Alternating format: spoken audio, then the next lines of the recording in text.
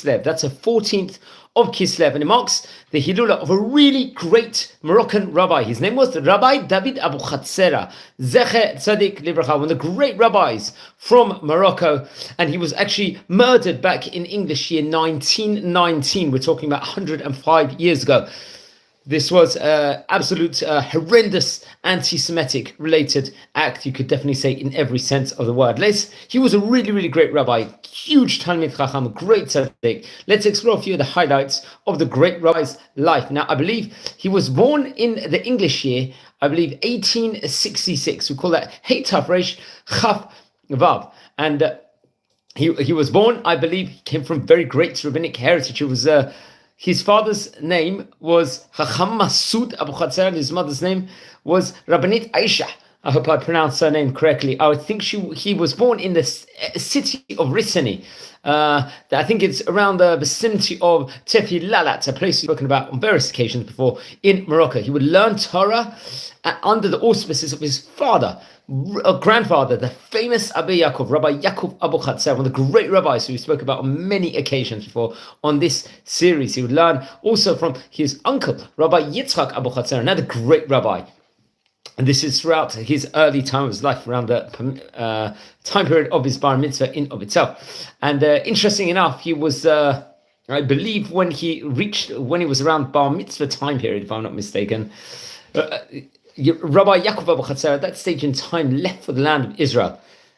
And at that stage, his father, Rabbi Masud Abuhatzeira, will actually serve as, let's say, the head of the yeshiva and become the leader of the Jewish community over there. And that would, at that stage in time, Rabbi David Abuhatzeira would start deepening his Torah study even further. And he was becoming a great, let's just say, Torah scholar in himself. Much of the Torah learning he was doing was done beseter, let's just say, in a private place, in a secret place where the huge amounts of the various different people would not be able to see him. He would be able to do it in the deepest study and in, like, let's just say, in a closed-off area in himself. He became a great Talmid Chacham.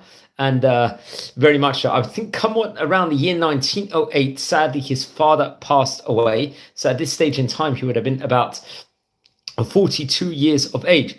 And he would start, I think he would actually be appointed as a Rosh Yeshiva in his place and leading and steering the kahila, the congregation in of itself, for a specific period of time. It was a Rosh Yeshiva over there, and I think at later stage he would actually pass on because he wanted to be deep inside and learn literally the entire time Torah in his attic. I think the Baba Sali, Rabbi Yisrael Abuhatzeira, will take many of his positions shortly afterwards, and as also a prominent position inside the kahila in of itself, would go to various positions, and he himself would close himself in the attic, the gag, and of his house, the attic, and learn Torah the whole day and become very, very immersed. Even I believe there was reported over there was mikveh tahara in his house, a purification bath in his house also, and he wouldn't leave the house for unnecessary needs. He was dealing and sitting in the chair, learning Torah very, very diligently.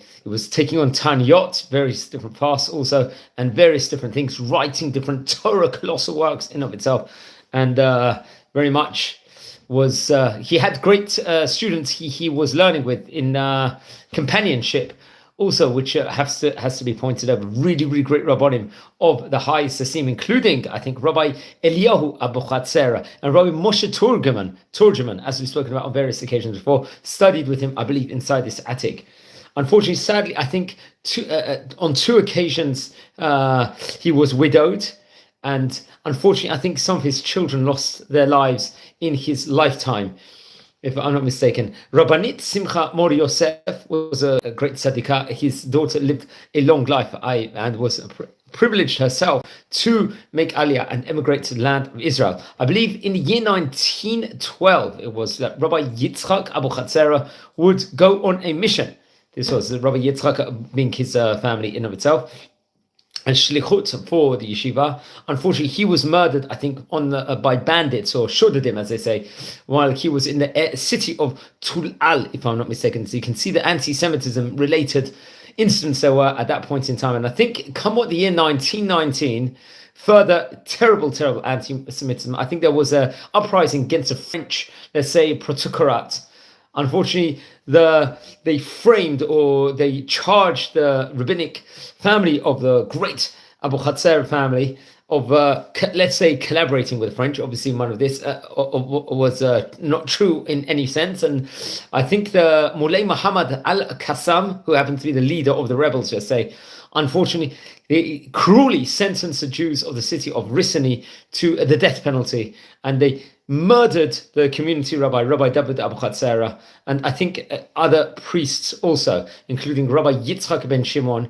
and his son Chacham David, which absolutely just shows terrible anti-Semitism that has been throughout the Jewish history, and there was also at that stage in time, unfortunately, also. Now, it's interesting, he was really a great Torah scholar himself, but this happened on Yud Dalet Kislev in English year 1919.